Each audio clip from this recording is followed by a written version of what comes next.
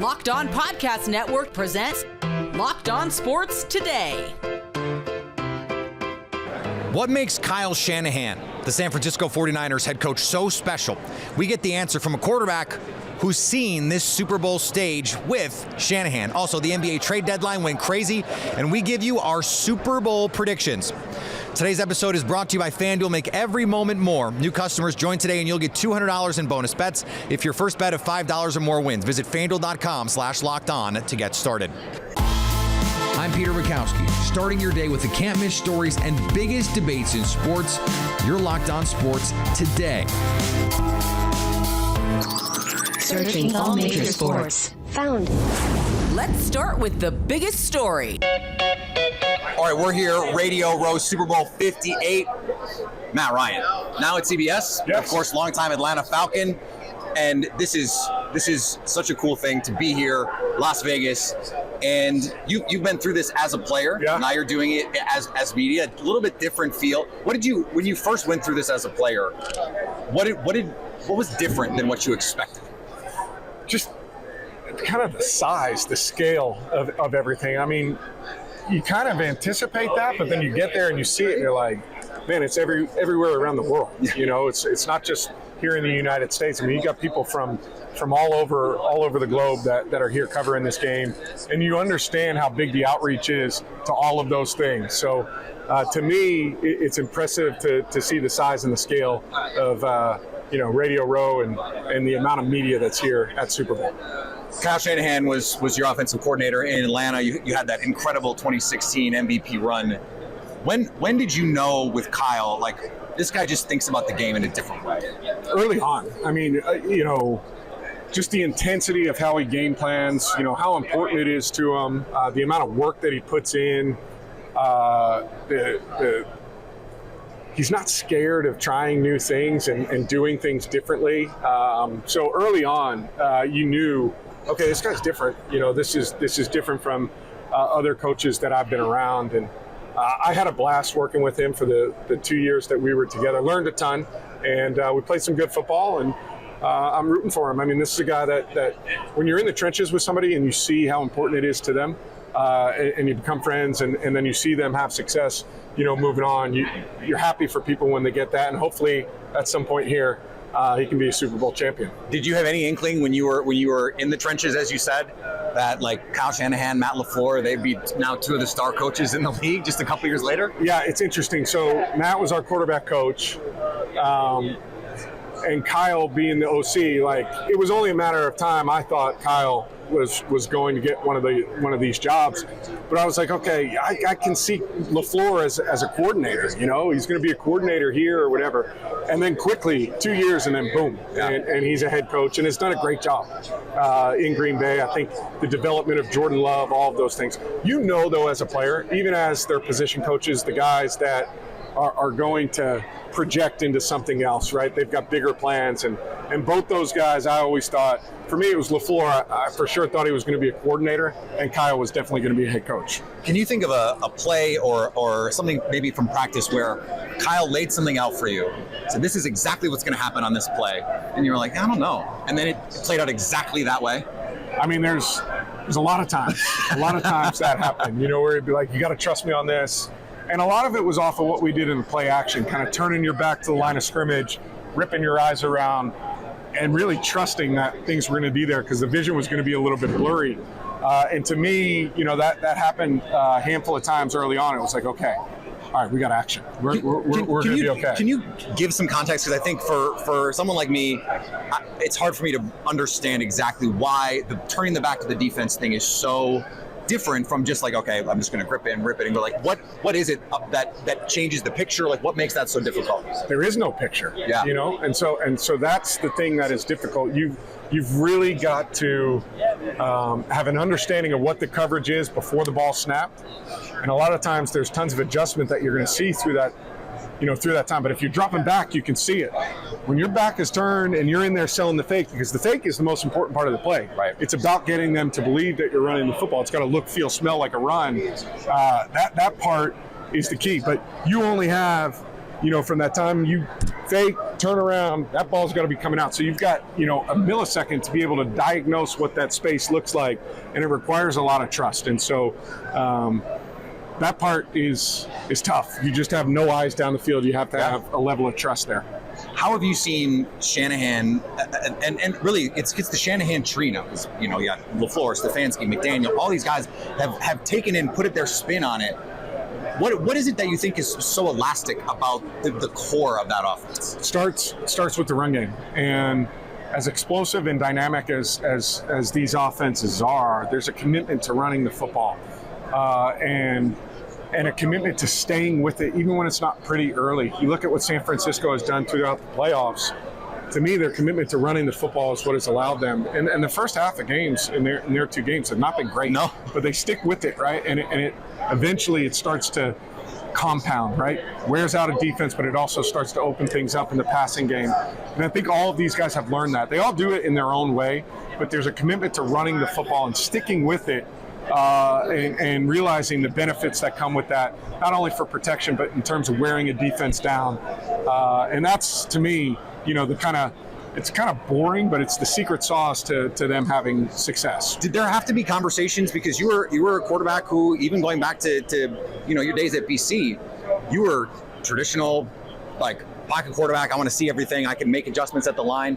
Where you had to have a conversation with Kyle. I'm thinking about Matt LaFleur and Aaron Rodgers having to have the same sort of conversations about, hey, you just got to trust this. Whereas you're used to having more control over what's going on. Yeah, I mean, it was very collaborative when we were together. I always appreciated that from Kyle. It was like, okay, hey, here's what I've seen from like an evaluation part of the 7 years prior to him getting there. Here's what I think you do well. Yeah.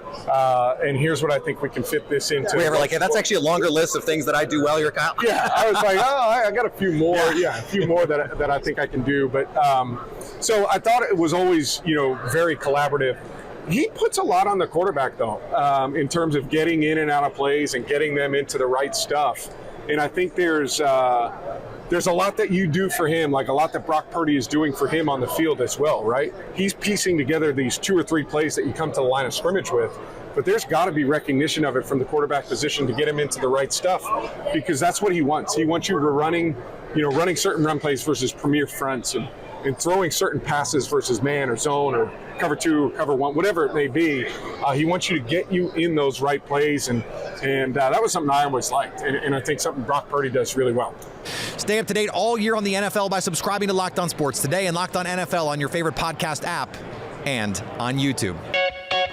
Thanks for making Locked On Sports Today your first listen. Coming up, we get you ready for Super Bowl 58, but before that, we've got lots of NBA trades to discuss. Happy Super Bowl to all who celebrate from FanDuel, America's #1 sportsbook. If you're like me, Super Bowl Sunday is all about scoring the best seat on the couch, grabbing your favorite football snacks, and placing some super bets. FanDuel has so many ways for you to end the season with a dub, or 2 or 3. Not only can you bet on who will win Super Bowl 58, but FanDuel also has bets for who's going to score first, how many points are going to be scored, and so much more. If you've been thinking about joining FanDuel, what are you waiting for? New customers join today and you'll get $200 in bonus bets if your first bet of $5 or more wins. One last check on the Super Bowl point spread before the weekend. We're standing firm. 49ers favored by 2.5 over the Chiefs. This is agonizing. The Sharps like the 49ers, so I got to go with the Sharps. They know. Visit FanDuel.com/LockedOn to join in on the Super Bowl fun. FanDuel, official partner of the NFL. Locked On has launched the first ever national sports 24/7 streaming channel on YouTube. Locked On Sports Today, here for you 24/7, covering the top sports stories of the day with the local experts of Locked On, plus our national shows covering every league. Go to Locked On Sports Today on YouTube and subscribe to the first ever national sports 24/7 streaming channel.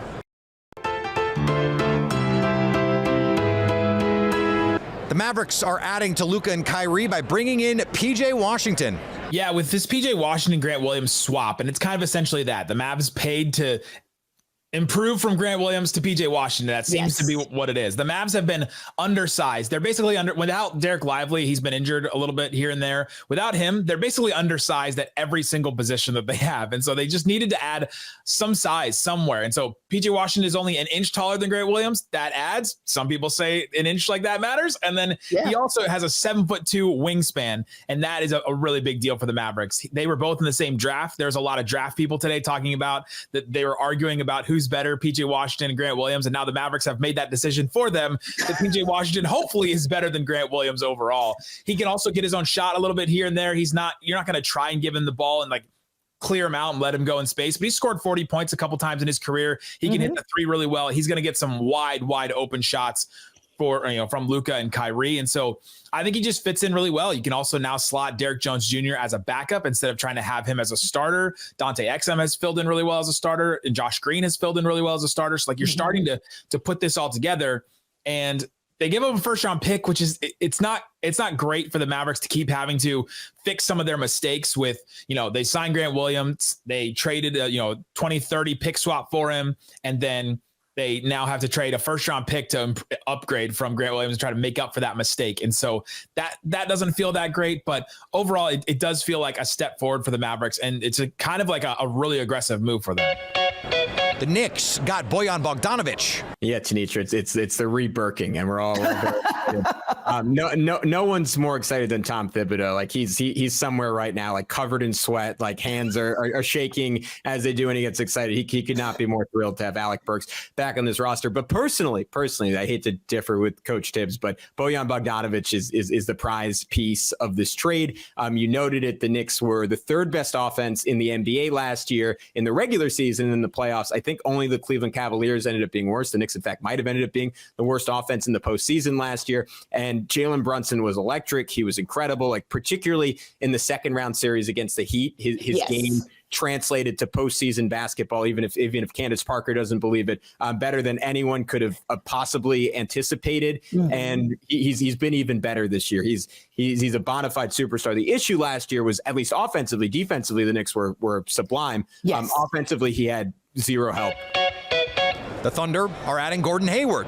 Yeah, I think that when you look at Gordon Hayward, everything that he does well is something that the Thunder can get him going with it, which is like transition buckets. He's over a point per possession in transition. The Thunder love to get out and run. He finishes plays on cuts, 1.3 points per possession on cuts, and then he knocks down catch and shoot jumpers, 42% on catch and shoot, 52% on unguarded catch and shoot. Those are looks that the Thunder can routinely get for him with their drive-heavy offense, where they drive and kick with SGA, with J-Dub. And so the Thunder, while rebounding has been an issue, a bigger issue for them has been their dry spells, because they take that lack of rebounding and turn it into an advantage for them, going quick, getting out and running in transition. But whenever they go through these scoring lulls, that's what really causes them to lose games throughout this season. Gordon Hayward goes a long ways in stopping that. Probably one of the more surprising moves of the deadline is the one that will not happen. Dejounte Murray is staying in Atlanta. Even up to last night, there were reports that conversations were being had between the Atlanta Hawks leadership with the New Orleans Pelicans leadership, and there was an attempt to even trade Dejounte Murray, Clint Capella, and Onyeka Okongwu, although we never quite got information on what the Pels were going to be giving up in exchange for getting those three players. I know for me, Jarvis, that was the one, and we'll talk about a few of those other trade rumors as well, but that was probably the one that was frustrating to me the most, because I felt like unless the Hawks were going to really get something that was going to put them in position to make a run, I don't think you just give away everything and just, unless you're wanting to put this in rebuild mode. So I don't know about you, but I'm pretty glad and I'm pretty confident it was the right move for the Hawks, not to just make a move to make a move, not to rush into a trade, but to do the thing that made the most sense short-term and long-term. Absolutely, because at the end of the day, when you give up 3 first-round picks for Dejounte Murray, and you're a year and a half, almost 2 years in, and then you got your new coach who came in with the last 20-some-odd games of last season, and you just didn't really start getting the feel for it. You gotta let that thing play out. The Raptors also a surprise team as they approach the deadline like a buyer. They made 2 trades, one where they added Spencer Dinwiddie. Huh? Kind of, I think, my direct quote. Yeah, this is a weird one, and ultimately, it's a money move from basically every indication, right? Dennis Schroeder was due about $13 million next year on the second year and last year of his contract. Spencer Dinwiddie is about $18 million coming off the books this summer. Thad Young also about $8 million coming off the books. So the Raptors add what? The math is hurting my brain, but instead of having $8 million come off the books, they get $10 million. It's a nice little extra bit of savings, I suppose. And another where they traded away a first-round pick for Kelly Olynyk and Ochai Agbaji.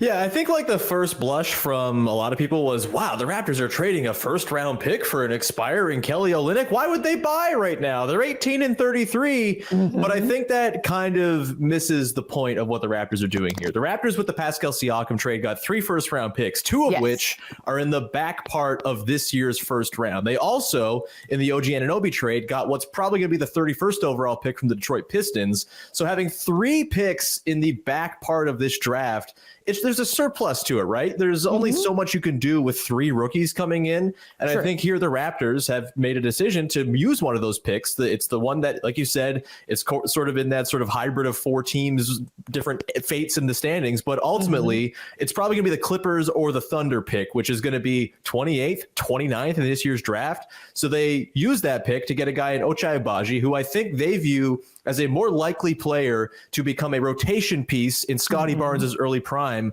over the next couple of years here than unnamed teenager X, who they might take in this year's draft. Buddy Hield, headed to the city of brotherly love. This will be their first legitimate 3-point shooter since they trade Seth Curry in February 2022, right? Yeah. So this is the first time that they have a designated knockdown 3-point shooter.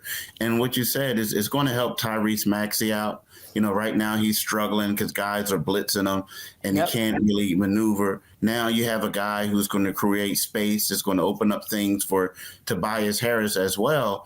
And, you know, the hope is when big fella Joel Embiid comes back, if he does come back this season, you know, you'll have a guy who can be a space setter, like something that they can run the offense like they did with Joel Embiid and JJ Redick. Coming up, we preview the matchup of Super Bowl 58.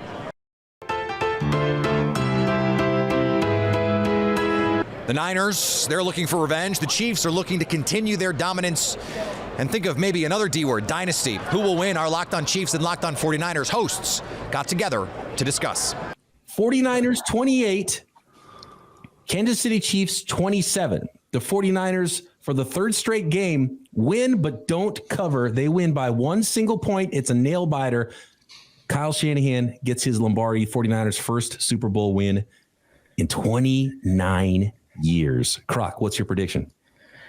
I hope that your prediction comes true. You know, I've been on record of saying, I am kind of scared of Mahomes because I think he does whatever is needed to be done. If he has to come back from a score of 24-0 in the postseason, we've seen him do that. If he has to come back from a 10-point double-digit lead in the championship game and then the Super Bowl, we've seen him do that.